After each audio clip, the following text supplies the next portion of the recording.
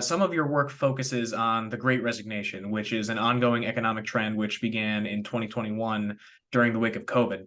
Now, studies have shown that poor employee performance, absenteeism, and turnover have all been linked to work-related stress. And with all that in mind, what advice do you find yourself giving to those leaders in the business world that you say need to find their alignment? Yeah, well, we want to look at everything, right? Look at why, because most people are worried now. I'm working with some companies now. Their concern is profitability. The economy's down, the opportunities are down, and they're worrying about profitability, and then they're worrying about engagement. So there's a lot of things to worry about right now. And so the need to step back and say, why is this happening? And what do people need in order to feel like they want to stay and want to do the work given the challenges we face? Again, that's bigger than just giving somebody a paycheck, because with COVID and with the way things have been going, people looked at their lives and said, what am I doing?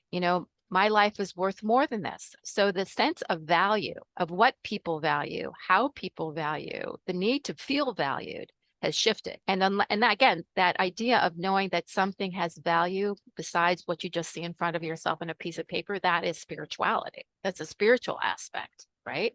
And Mhm. so unless we start saying, okay, what does it mean to feel valued? And what does it mean to create value? And what does it mean to make a community or make a team that wants to stay together and build together? So that's really what we're looking at now. So this huge resignation from essentially burnout is looking at why does that happen? Again, it's human beings that are working in an organization, and human beings are social beings. They need to be connected to one another socially. And so you look at COVID, where that caused a huge, massive isolation where people were disconnected. So that's going to affect that. And then you can look at your organization and say, in what way are people isolated? In what way am I not supporting individuals to feel connected? And that means also being able to voice their concerns and being able to offer feedback. Do they feel safe? Do they feel autonomous? Do they feel safe to make decisions? Do they have the ability to have somebody to talk to? Do they have the ability to offer feedback? Is their feedback even listened to once it's given?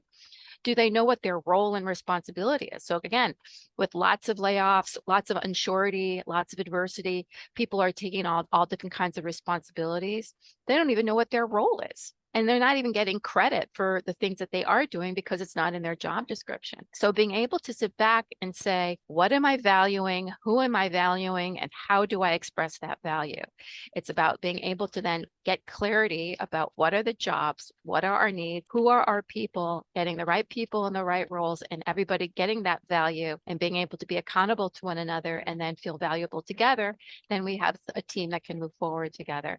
So most people and most organizations aren't doing that, which means it's just going to, people going to continue showing up, trying to do their best, getting burnt out, leaving, or what have you. And that's what that cycle gets perpetuated.